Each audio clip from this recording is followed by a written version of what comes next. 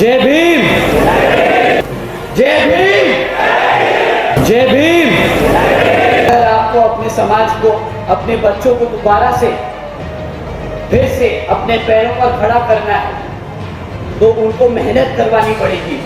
उनको पार्टी के साथ दोबारा से समाज में झोंकना होगा, इस मिशन में, मूवमेंट में झोंकना होगा। और मैं ये अकेले नहीं लड़ सकता, मुझे आप सबका साथ चाहिए, आप सबके बच्चों का साथ चाहिए। माननीय साहब श्री कांशीराम जी की एकमात्र उत्तराधिकारी हमारी आदरणीय बहन कुमारी मायावती जी को भी नमन करता हूँ। आपने माननीय साहब का, आपने बहन जी का संघर्ष ना सिर्फ देखा और सुना है, बल्कि आपने उस संघर्ष में हिस्सा लिया। आपने उनके साथ कदम से कदम मिलाकर चले और आज आपने बीएसपी को, इस मूवमेंट को, इस मिशन को एक ऐसे स्तर पर लाकर खड़ा कर दिया कि आज राजनीति में, भारत की राजनीति में हमारे समाज को कोई नजरअंदाज नहीं कर सकता। साथियों, आपसे मैं दरख्वास्त करूंगा, अगर आप चाहते हैं कि ये पार्टी उसी मजबूती से, उसी ताकत से आगे बढ़ती रहे, तो अगली कैडर मीटिंग में आप अकेले ना आए, आप अपने बच्चों को साथ में लेकर।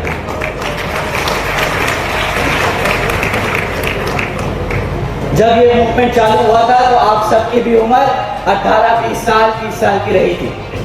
आज आप सब इतने बड़े हैं कि आप हम सबको, युवा पीढ़ी को समझा सकते हैं, हमें दिशा दे सकते हैं, हमें बता सकते हैं कि क्या सही और क्या गलत है। वैसे जो आपकी समस्याएं हैं, आप माता पिता हैं, आपकी समस्याएं हैं आपके बच्चों के लिए नौकरी ना मिलना, उनकी सुरक्षा की समस्या, आपके यहाँ पे सड़क नहीं है, पानी नहीं है, ये सारी जो बेसिक नीड्स हैं, जो बेसिक समस्याएं हैं, वो पूरा कराने के लिए अब आप नहीं मैदान में उतरेंगे, आपके बच्चे अब मैदान में उतरेंगे बसपा के साथ। तो साथियों, आप जानते हैं कि यहाँ पर बीजेपी की सरकार चल रही है, जेजेपी के साथ मिलकर। जब हम बीजेपी बोलते हैं और जेजेपी बोलते हैं तो हम किसी समाज को अलग नहीं कर रहे। बहुजन समाज पार्टी सर्व समाज की पार्टी, कमजोरों और मजदूरों की पार्टी, गरीबों की पार्टी। जब हम किसी को बुरा भला बोलते हैं, किसी की कमियां गिनवाते हैं, तो हम उस व्यक्ति की बात मत कर रहे हैं, हम उसके व्यक्ति के समाज की बात नहीं कर रहे। आज यहाँ पर सब समाज के लोग बैठे हैं, हमारे चौधरी समाज के लोग भी यहाँ पर मौजूद हैं, ब्राह्मण समाज के लोग भी यहाँ मौजूद हैं। अत्याचार सब पे हुआ है। एक आदमी के बुरे काम करने से उसका समाज खराब नहीं होता। हमने ये देखा है, 2007 में देखा है, उससे पहले हर एक इलेक्शन में देखा है, यूपी में देखा है, यहाँ तक कि हमने हरियाणा में भी देखा है।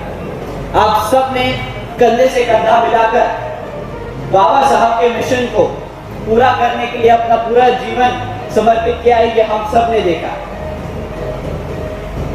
तो जैसे कि मैं आपसे कह रहा था कि यहाँ पर बीजेपी की सरकार चल रही है, वो मानववादी सोच रखने वाले लोगों की सरकार चल रही है।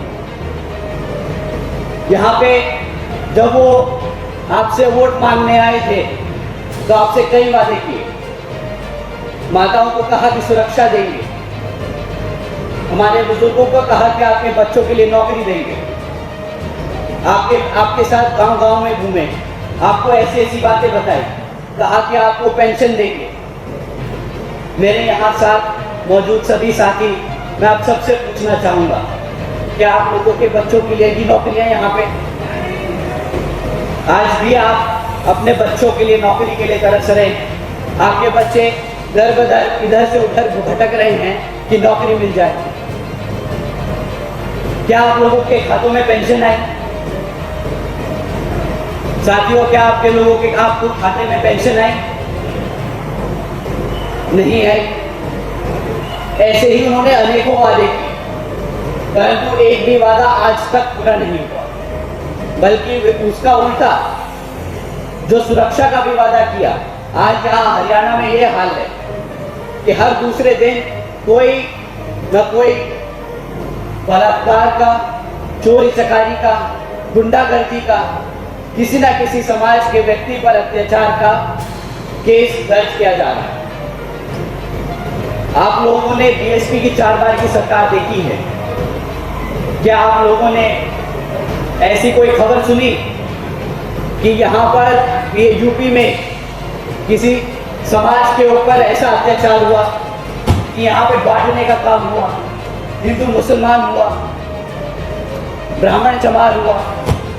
ऐसे कोई काम सुने आपने? 5 साल की सरकार के पूरे सरकार के कार्यकाल में आपने सुना ऐसा कोई काम होता हुआ? बहन जी ने अपने पूरे जीवन में सिर्फ भाईचारे की बात करी। कहा कि अगर ब्राह्मण है, अगर पंडित है, अगर जाट है, गुर्जर है, तो क्या चमार के साथ नहीं चल सकता? चल सकता है। और उन्होंने वो करके दिखाया। हमें वही चीज यहां पे भी पैदा करनी है। साथियों, यहाँ की राज्य की जो बीजेपी और जेजेपी की सरकार है, उसकी विफलताएं आप बखूबी जानते हैं। मैं आपको सीधा केंद्र की विफलताओं के बारे में बताऊंगा, चंद 3-4 बातें, जिससे हम सबको सबसे ज़्यादा इफेक्ट पड़ता है। बीजेपी की केंद्र सरकार ने नोटबंदी का काम किया। रात को 8 बजे आए और आपको बोला आपके 1000 और 500 रुपए के नोट बेकार हैं। अब एक बात बताइए, जो आपने इतनी मेहनत से पैसे कमाए, जो इतनी मेहनत से आपने 1-1 रुपए 10-10 रुपए करके जोड़े, वो आपने अपने किचन में आटे के डिब्बे में दबा के छुपा के रखे ताकि खर्च ना हो जाए। एक समय के बाद आपने वो पैसे इस्तेमाल करने थे अपने बच्चों के लिए, कि अगर कोई मेडिकल इमरजेंसी हो, अगर कोई ऐसी इमरजेंसी है, ताकि आप वो पैसे इस्तेमाल कर सके। परंतु मोदी जी ने क्या कहा आपसे कि कल से आपके 500 और 1000 के नोट बंद हैं, कोई काम के नहीं। एक बार भी नहीं सोचा जो यहाँ की 90% जनता है वो कैसे जीती है, वो कैसे काम करती है, कैसे बचाती है। आपके सारे मेहनत के पैसे खत्म कर दिए, और किस काम से, किस नाम से? कि हम काला धन खत्म करेंगे, हम हर उस दोषी को पकड़ेंगे जिसने काला धन इकट्ठा किया है और उसे जेल भेजेंगे। आज आप यहां सब बैठे हैं, कितने लोग काले धन के केस में पकड़े गए? कितने पकड़े गए? कितने लोग जेल गए और कितने लोगों के पैसे मर गए? यहाँ पे बैठे मैं नहीं मानता कि कोई ऐसा व्यक्ति है जिसके पैसे ना खराब हुए, किसी की मेहनत खराब ना हुई। परंतु ये जो मोटी मोटी बड़ी बड़ी बातें करी उन्होंने कि नोट बंद कर दिया, काला धन लेके आएंगे, सबके खातों में 15-15 लाख रुपए देंगे, ये बस बड़ी बड़ी बातें करी आपने बड़े बड़े उद्योगपति को फायदा पहुंचाने के लिए। आज उन सब उद्योगपतियों की कंपनियों के शेयर आसमान छू रहे हैं। कमाया है तो सिर्फ उन्होंने। हमारे यहाँ जितने भी गरीब साथी हैं, मिडिल क्लास है, लोअर मिडिल क्लास है, जो लोग खेती बाड़ी करके पैसा इकट्ठा करते हैं, उन सब का पैसा मारा गया। साथियों, उन्होंने फिर वादा किया था कि हम जब केंद्र की सरकार में आएंगे तो यहाँ के किसानों की आमदनी बढ़ा देंगे। हम पूछते हैं कि किसानों की आमदनी को बढ़ाने की बात आपने कर दी, बट जो इतना बड़ा वर्ग है बहुजन समाज का, जिनके पास खुद की जमीन ही नहीं है, उनके लिए क्या प्रावधान करेगा आप? क्या प्रावधान करे उनके लिए जिनके पास जमीन का पट्टा नहीं है?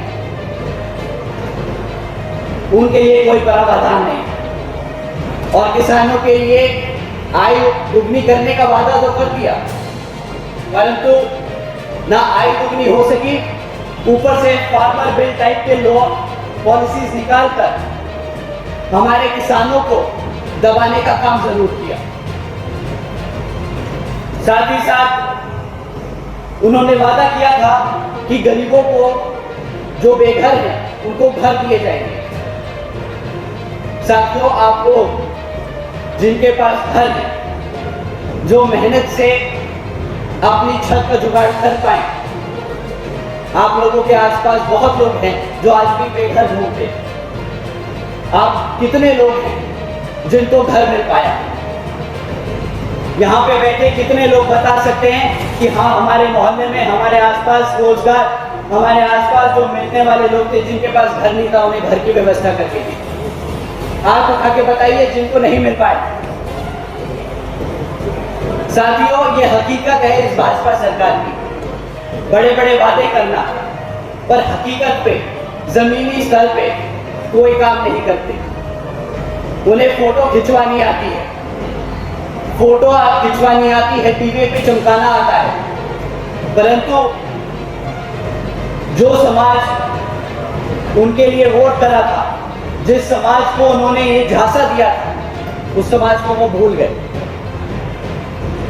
उस समाज के साथ बीएसपी आज से नहीं, मान्यवर साहब के समय से खड़ी, और आज मैं आप सबके सामने हाथ जोड़कर खड़ा कि अब आपको अपने बच्चों को आगे लाना पड़ेगा, ताकि ये जो ताकतें आज केंद्र सरकार में है, राज्य की सरकार में है, उनको हराने के लिए आप ही का खून आगे लगेगा, ताकि आपके बच्चों का भविष्य उसी तरीके से सफल हो सके जैसे आप लोगों के लिए बहन जी ने किया है अपने 4 बार के शासनकाल में। साथियों, अब मैं आपको बहन जी की कुछ काम बताना चाहूंगा, जो मैं चाहूंगा कि आप आगे जाके अपने मोहल्लों में, अपने गांव में, अपने सभी साथी लोगों को बताएं, ताकि वो भी जागरूक हो कि बीएसपी से क्यों जुड़ना चाहिए, बहन जी ने क्या काम किया, आपको क्या फायदा है बीएसपी के साथ खड़े होकर। साथियों, बहन जी ने अपने 4 बार के शासनकाल में लंबे चौड़े कभी वादे नहीं किए। उन्होंने समाज के साथ, सब समाज के लिए, कानून व्यवस्था के साथ साथ सामाजिक व्यवस्था के लिए अनेकों काम करके दिखाए। जैसे आदरणीय बहन जी ने अपने सभी संतों, गुरुओं और महापुरुषों के सम्मान में कई जिले, कॉलेजेस और यूनिवर्सिटीज के नाम रखे, जैसे गौतम बुद्ध यूनिवर्सिटी, अंबेडकर यूनिवर्सिटी, छत्रपति शाहू जी महाराज यूनिवर्सिटी, महात्मा ज्योतिबा फूले नगर, महामाया नगर, संत कबीर नगर। और बहन जी ने ये नाम इसलिए रखे ताकि आने वाली पीढ़ी कभी भी अपने संतों, महापुरुषों को ना भूले। अगर नाम लेगी, उनके कॉलेजेस में नाम, उनके नाम के कॉलेजेस में जाके पढ़ेगी, तो एक बार उनके बारे में जानने की कोशिश जरूर करेगी। वो कहते हैं कि अगर किसी समाज को खत्म करना है तो उसको उसके इतिहास से अलग कर दो। बहन जी ने अपने समाज को आगे बढ़ाने के लिए, अपने महापुरुषों को अपने आने वाली पीढ़ी के लिए तैयार करने का काम किया। अब बस आपका एक साथ चाहिए कि अपने बच्चों को पढ़ा लिखा कर उन कॉलेजेस और यूनिवर्सिटीज में भेजें, बीएसपी से जोड़ें, ताकि वो फिर आगे बढ़कर अपने समाज के लिए, अपने साथियों के लिए काम कर सके। बहन जी ने सावित्रीबाई फूले शिक्षा योजना के तहत, उन्होंने सावित्रीबाई फूले बालिका शिक्षा योजना चलाई, जिसके तहत उन्होंने 7 लाख से ज्यादा बच्चियों को 12वीं तक की शिक्षा प्राप्त करने हेतु 600 करोड़ से ज्यादा की लागत इन बच्चियों को अपने पैरों पर खड़ा कर एक उज्जवल भविष्य देने के लिए खर्च। क्या यहाँ की सरकार आप लोगों के सामने आके ऐसा बोल सकती है कि उन्होंने आपके बच्चों के लिए कितना पैसा खर्चा, उन्होंने कितना टाइम लगाया, कितनी मेहनत करी अपनी बच्चियों को, आपके बच्चियों को आगे बढ़ाने के लिए? बहन जी ने ये काम करके दिखाया। अब आपका काम है आगे जाके ये सारी बातें बताना। आदरणीय बहन जी ने देश में पहली बार सरकारी कॉलेजेस में सरकारी कॉलेजेस के स्टूडेंट हॉस्टल्स में अन्य पिछड़े वर्गों के छात्रों के लिए 27% आरक्षण की व्यवस्था तय की। बहन जी ने सब समाज के बच्चों के लिए ध्यान रखा। उन्हें पता था कि अगर किसी तरह कॉलेज में दाखिला हो भी जाए तो वहां रहने की व्यवस्था नहीं हो पाती, खर्चा बहुत आता है। तो उन्होंने उन कॉलेजेस के हॉस्टल्स में 27% आरक्षण की व्यवस्था तय की ताकि हमारे सर समाज के साथ साथ पिछड़े समाज के बच्चे भी आगे पढ़ के आगे बढ़ सके। आदरणीय बहन जी ने महामाया गरीब बालिका आशीर्वाद योजना के तहत 3,25,000 बच्चियों को 1 लाख रुपए देने का काम किया। साथियों, बहन जी ने इस योजना के तहत 3,250 करोड़ रुपए अपनी बच्चियों को देने का काम किया। अपने समय में 3,250 करोड़ रुपए बहन जी ने अपनी बच्चियों को दिए ताकि वो अपना जीवन व्यापन एक इज्जतदार तरीके से व्यापन कर सके, उन्हें फाइनेंशियली मजबूत कर सके। क्या यहाँ की केंद्र सरकार या राज्य सरकार आप लोगों के सामने आके खड़े होकर ये बोल सकती है कि उसने कितने पैसे दिए आपके? 200 रुपए, 300 रुपए, 1100 रुपए की बात करते हैं। 1100 रुपए, 1200 रुपए में किसका घर चल रहा है आज की डेट में? राशन मुफ्त में देने की बात करते हैं। मुफ्त राशन देके क्या आपके बच्चे अपने पैरों पर खड़े हो पाएंगे? आप ही खुद बताइए। हमारी माताएं घर में बैठती हैं, उन्हें देखना पड़ता है घर का हिसाब किताब। मैं आपसे पूछना चाहूंगा, क्या 1200 रुपए में आप अपना घर चला सकते हैं? क्या फ्री राशन अगर मिल जाएगा तो आपके बच्चे क्या अपने पैरों पर खड़े हो पाएंगे? मैं यहाँ बड़े सभी बुजुर्ग बैठे हैं, मैं आपसे पूछना चाहूंगा, अगर आपका बच्चा नौकरी नहीं करने जाएगा, काम पे नहीं जाएगा, तो क्या करेगा? आवारागर्दी, गुंडागर्दी, गलत रास्ते पे चलने, यही सब काम होंगे ना। आपको अपनी पीढ़ी को एक उज्जवल भविष्य अगर देना है तो इन सब फालतू के वादों में मत आइए। मुफ्त में ना राशन से, ना बिजली से, ना ये 500-1500 रुपए के पेंशन से। उनसे पूछिए कि कितनी नौकरियां दी आपके समाज के लोगों को, कितने जमीन के पट्टे दिए उन्होंने, कि आप लोग अपने आप मेहनत कर अपने पैरों पर खड़े हो सके। साथियों, बातों बातों में थोड़ा गुस्सा आ जाता है, बुरा मत मानिएगा, बात आवाज तेज हो जाती है।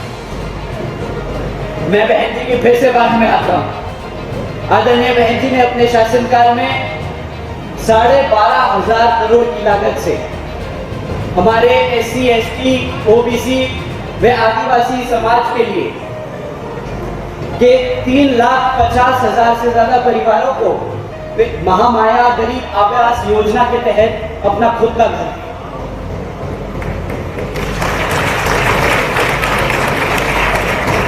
साथ ही साथ आदरणीय बहन जी ने अपने शासनकाल में 90,000 से अधिक शिक्षकों को सरकारी नौकरी दी। 1 लाख से अधिक सफाई कर्मचारियों की भर्ती करी और 2 लाख से अधिक जवानों को पुलिस फोर्स में भर्ती किया।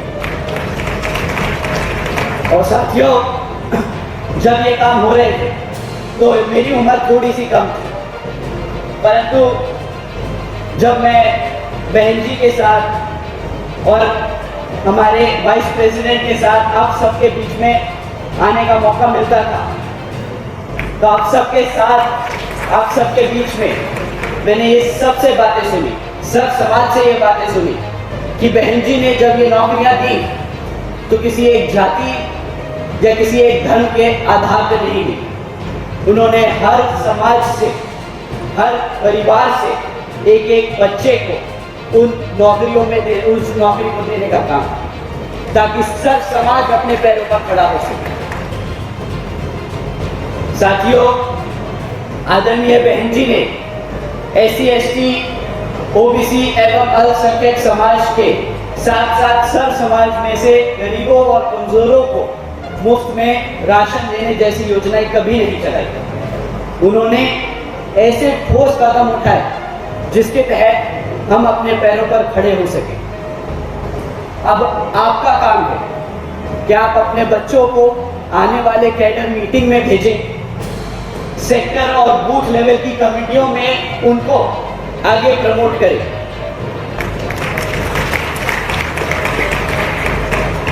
आप लोगों से यही रिक्वेस्ट है कि आपने तो अपना जीवन यापन कर लिया, आप लोगों ने नौकरियां देखी, आप लोगों ने अब बहन जी के समय में एक स्टेटस देखा, सब समाज को मुख्य धारा में, राजनीति की मुख्य धारा में बहन जी ने लाकर खड़ा किया और आप लोगों ने उस सब का फायदा उठाया। पर अब आप लोगों का फर्ज बनता है कि आप अपने बच्चों को आगे करें, उन्हें बूथ लेवल पर कमेटी में उनका नाम दर्ज करा के उन्हें उन बूथ लेवल की कमेटियों में भेजें, सेक्टर की कमेटियों में भेजें, विधानसभा कमेटी में भेजें और उनको बताइए कि बहन जी ने जो काम किए हैं वो जाके अपने दोस्तों को, अपने समाज में अपने भाई बहनों को बताकर बहन जी का और बीएसपी का प्रचार करें। जैसा कि आपको बताया बेनीवाल जी ने कि आपको जगह जगह चर्चा करनी होगी कि अब तो हाथी आ रहा है, अब तो हाथी आ रहा है। इसी तरह आपके बच्चों को हर सोशल मीडिया प्लेटफॉर्म पर, फेसबुक पर, यूट्यूब पर, ट्विटर पर, ट्विच पर, अब इतने सारे प्लेटफॉर्म है, आप और मुझे भी नहीं पता होगा, बट उन सबको पता है कि जगह जगह जाकर उनको बताना है कि इस बारी हरियाणा में और लोकसभा में हाथी आ रहा है।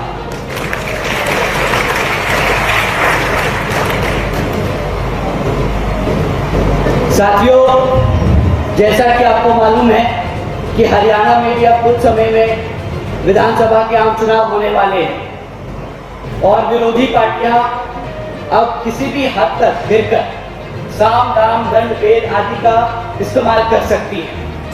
विरोधी पार्टियां फिर से आप लोगों के बीच में आकर मुफ्त में राशन और बिजली देने का वादा कर सकती हैं। बट आपको ध्यान रखना है कि मुफ्त में कुछ नहीं मिलता, मुफ्त में कोई अपने पैरों पर नहीं खड़ा हो सकता।